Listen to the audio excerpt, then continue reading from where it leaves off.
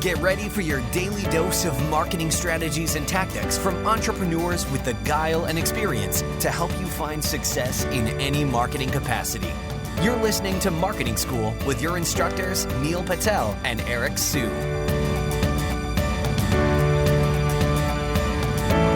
Welcome to another episode of Marketing School. I'm Eric Su. And I'm Neil Patel. And today we're going to talk about 7 SEO tasks you can start automating today. So, number 1, what I really like with Ahrefs, this is a tool we talk about all the time. It's Ahrefs. That's growtheverywhere.com/Ahrefs if you want to get access. I like setting up the link alerts in that tool.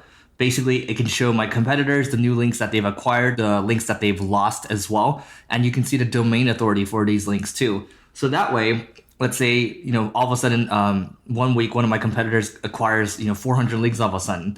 And usually when I get these alerts, maybe they're acquiring 50 links per week. I know that something crazy's gone on for them. Maybe they did some kind of PR push or they've launched some super crazy piece of content.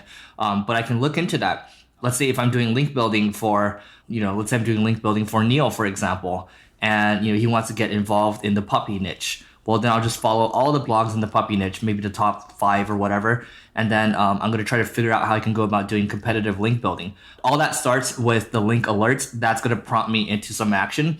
So number 1 is link alerts using a tool like Ahrefs. You can also use other tools out there. I think Buzzsumo will allow you to do it too, and some other ones. So that's number 1. Number 2, try checking out, what is it called? If then this that. Is that it? Mm-hmm. If then this that. Mm-hmm. And we use that to automate social sharing. So if you publish a blog post, it goes out to all the social media sites. Reason we do that is Google uses a lot of external factors, EX social media signals. The more of that kind of stuff you do, the more higher you're going to rank over time. And then what you can also do is time it as well. So we don't just share it right when a post comes out. After a few months, we continually share the same piece of content over and over again. So it continually builds more and more social signals. All right, number 3 is Zapier. So Zapier is very similar to If This Then That. I just happen to use it more because it has more of a B2B application to it. So with Zapier, I'm able to basically hook in my blog RSS feed with my Slack channel because that's where my team communicates. And by doing that, I don't have to post there all the time. Automatically we just have our new blog post appear in Slack, and then people in there will start to go out there and promote it. So it'll tag the right people. People can start to take action and then move forward on that. So it's removes a lot of the kind of manual human error. I look at SEO as Formula One racing, right? It's about fine-tuning every little thing so you can be better than your competition. One thing that I've noticed that does affect rankings over time is your sitemap because of indexation. The problem with most sitemap plugins, at least for WordPress blogs, they suck. The best one I found is the Yoast SEO plugin, and that one has a really amazing sitemap feature. Not only does it help you index your pages, it helps you index images, posts, and pretty much everything. It even works with different regions. If you have a WordPress multi-user site or whatever it's called, so that way you can have different domains on one WordPress install. Like I do that for different countries and languages. Yoast SEO plugin automatically generates sitemaps for each individual domain. It does it all for you. You don't have to do anything. It continually updates it on its own as well. So make sure if you're going to create an XML sitemap, automate yours with the Yoast SEO plugin. Great. And then this is another one using Zapier as well. We, instead of having to have somebody enter in all the content that you're producing all the time and put it into one spreadsheet, just use Zapier, use the blog RSS feed again, hook it in with your Google Sheets. And I think you can do If This Then That actually for both of the tasks that I just mentioned because these are both lightweight.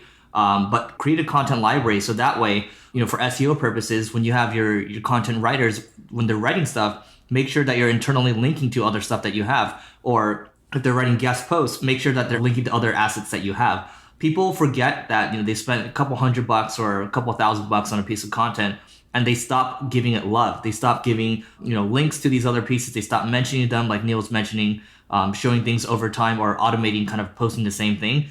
You want to make sure that you're doing that because you've invested all this money.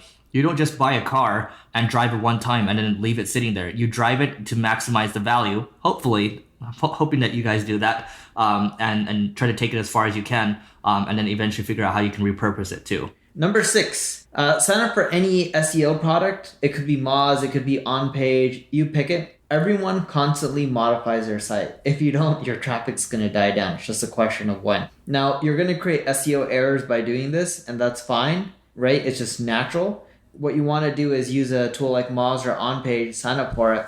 It'll automatically notify you anytime something's off with your SEO and there's errors. You can even use Google Webmaster Tools, and then you can go in and fix it. Sure, it's not fully automated, but the part that is automated is that it continually looks for errors for you, so you don't have to keep diving into your site, crawling it, and try to find the errors manually. Another thing that you can automate is, I just talked about tracking your links earlier. So what about tracking your keywords, for example? So you can track your keywords using, there's tools out there like Authority Labs that we've mentioned. That's going to save you a lot of time. And not only that, tools like Authority Labs are going to allow you to see, there's a little section that says now provided.